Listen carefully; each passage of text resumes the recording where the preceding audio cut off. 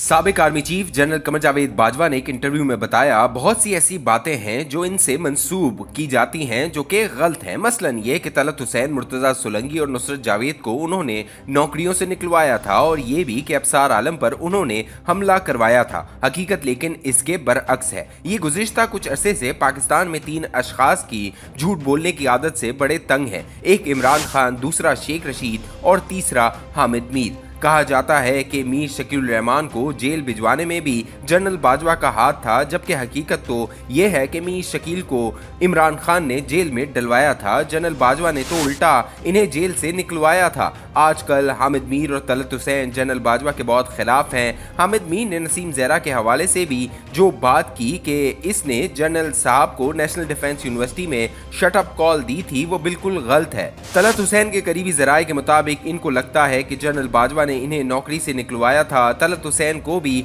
उन्होंने नहीं, जनरल फैज ने नौकरी से निकलवाया था। आर्मी चीफ ने तो तलत हुसैन की मदद की थी। तलत हुसैन जब पहली मर्तबा नौकरी से फारिग हुए तो वो जनरल साहब के कजन अंजुम वराइज को लेकर इनके पास गए। बाजवा साहब ने तो उल्टा जनरल फैज हमीद के जरिए इनकी मदद की थी। फिर कहा जाता है कि मुर्तजा सोलंकी, नुसरत जावेद वगैरह को भी उन्होंने उनके चैनल से निकलवाया था। लेकिन जनरल बाजवा अब से कुछ अरसा कबल तक मुर्तजा सोलंकी के बारे में बहुत कम जानते थे। अफसार आलम को गोली लगने का इल्जाम भी जनरल बाजवा पर लगाया जाता है, लेकिन जनरल बाजवा इसकी सख्ती से तरदीद करते हैं। मेरे साथ मुलाकात में उन्होंने साफ कहा कि आप एक इंसान को कत्ल करना मामूली बात समझते हैं। मैंने कब्र में नहीं जाना, मैंने आज तक किसी बेगुनाह को मारने का हुक्म नहीं दिया। अफसार आलम तो जनरल बाजवा पर इल्जाम लगाते हैं कि उन्होंने जनरल साहब को आर्मी चीफ बनवाने में मदद भी की और उन्होंने अफसार आलम पर भी गोली चलवाई।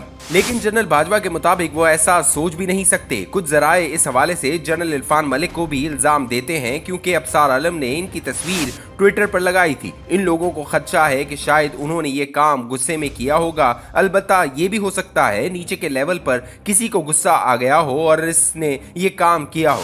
जनरल बाजवा असद तूर को भी नहीं जानते थे। इन्हें असद तूर के वाक़े का भी अगले दिन पता चला था। आर्मी चीफ को हर चीज की खबर नहीं होती, इसके करने के और बहुत काम होते हैं। साबिक आर्मी चीफ पर आजम सवाती और शहबाज गिल को नंगा करने का भी गलत इल्जाम लगाया गया। ये 60-62 साल के हैं, ये इस उम्र में किसी को नंगा करवाएंगे? 70 साल के बुजुर्ग आजम सवाती को नंगा कैसे कर सकते हैं? ये भी बकवास है। इन पर शहबाज गिल को नंगा करने का इल्जाम भी गलत है। इनका इन चीजों से कुछ लेना देना नहीं है, लेकिन आजम सवाती ने इन्हें बास्टर्ड तक लिख दिया। पुलिस और FIA भी ऐसे मामलात में अपने इख्तियारात से तजावुज करते हैं। बाज़ औकात एजेंसियों में शाह से ज्यादा शाह के वफादार बनने की कोशिश की जाती है। ये निचले लेवल पर होता है। ईमान मजारी ने पोस्टर लगाया, जनरल बाजवा बेगैरत है, तो इस पर जवानों को गुस्सा आया। एक मेजर ने कहा, सर आप बेगैरत हैं, हम इसको फिक्स करेंगे। तो जनरल बाजवा ने मना कर दिया कि नहीं, बस कानूनी तरीके से निपटें और इस इशू को खत्म कर दें।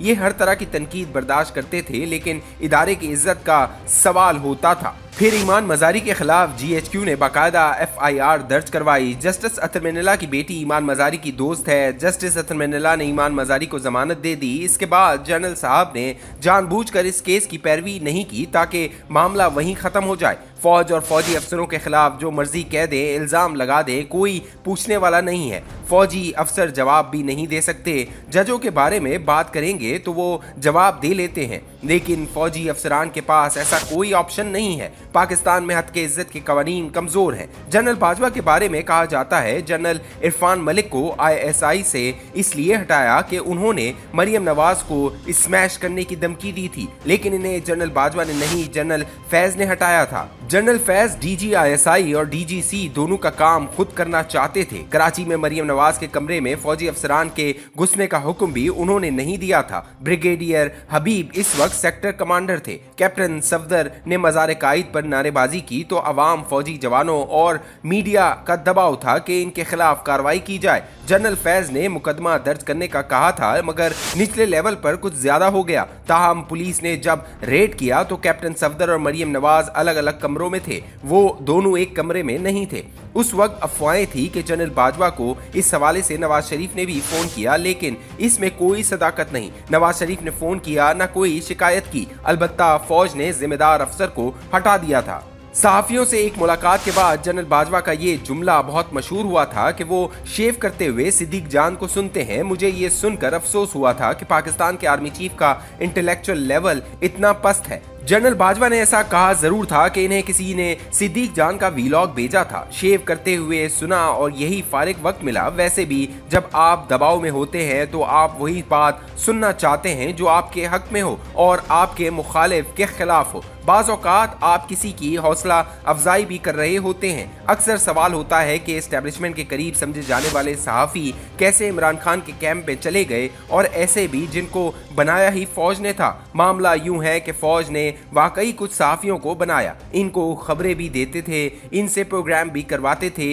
हुआ ये कि जब फौज की नून लीग के साथ लड़ाई शुरू हुई तो इसे ऐसे सहाफ़ियों की ज़रूरत थी जो नून के खिलाफ बात करें या इनके मुखालिफ हों। इसी तरह ARY की इन्हें इसलिए ज़रूरत थी कि वो इनकी बात करता था। चौधरी गुलाम हुसैन और साबिर शाकिर को तो जनरल बाजवा फील्ड में भी साथ लेकर गए। जब फौज ने अपनी पॉलिसी तब्दील की तो इन्हें ऐसे सहाफ़ियों को आहिस्ता आहिस्ता बताना चाहिए था, आहिस्ता आहिस्ता इनका बयानिया बदलना चाहिए था और इनको आहिस्ता आहिस्ता तब्दील करते, लेकिन इन्होंने ये नहीं किया और एकदम अपनी साइड बदल ली। इससे वो सहाफ़ी वहीं पर रह गए। दूसरा, इमरान खान झूठ बोलने में बहुत महारत रखते हैं। वो बहुत चालाक आदमी हैं और बार बार झूठ बोलते हैं और लोग इस पर यकीन कर लेते हैं। और या मकबूल जान के नाम पर जनरल बाजवा हंसते हैं क्योंकि इनके नज़दीक वो भी बहुत झूठा आदमी है। पहले इसको जनरल साहब के बारे में ख्वाब में बशारत होती थी और अब इन्हीं की मुखालफत करता है। इरशाद भट्टी को जनरल बाजवा ने जियो में नहीं रखवाया था। हुआ यूं कि एक दिन इनके ससुर जनरल एजाज अमजद इन्हें अपने दोस्त के यहाँ डिनर पर ले गए। जब ये इस्लामाबाद इनके दोस्त के घर पहुंचे तो ये सदरुद्दीन हाशवानी का घर था।